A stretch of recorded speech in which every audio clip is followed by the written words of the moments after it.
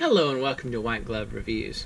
In this video we're taking a look at another Swiss Army knife, and this is one of the SwissBuck knives made by Wenger and Buck.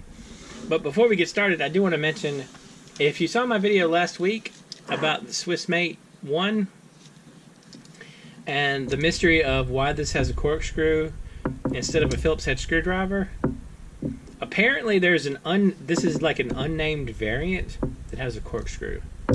And so it's not an unknown thing, but I don't think this one has a name.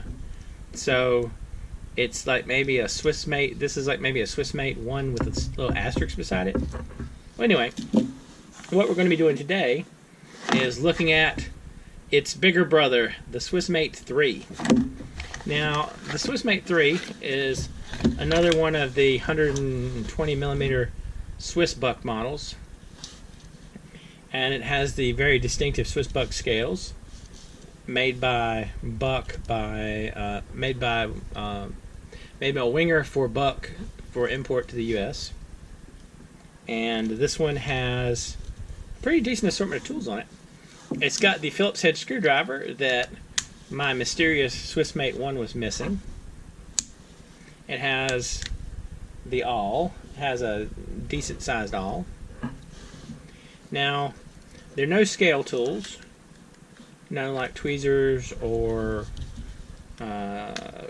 toothpick.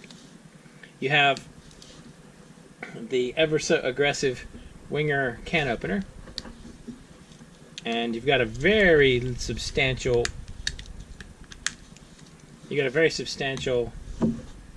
flathead screwdriver, bottle opener, and inexplicable wire stripper. You have a pretty good sized saw,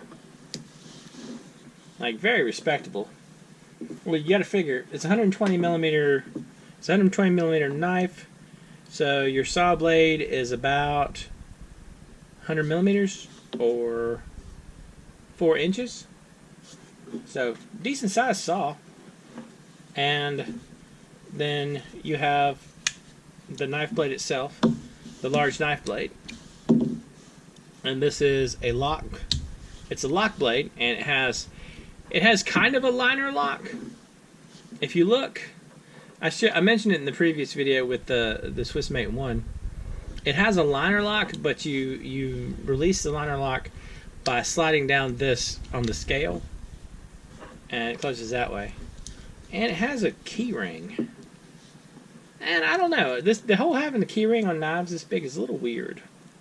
The other one, the Swissmate 1, or the variant Swissmate 1, had one too. And I'm kind of on the fence about that. I don't know how I feel about key rings on knives this big. What do y'all think?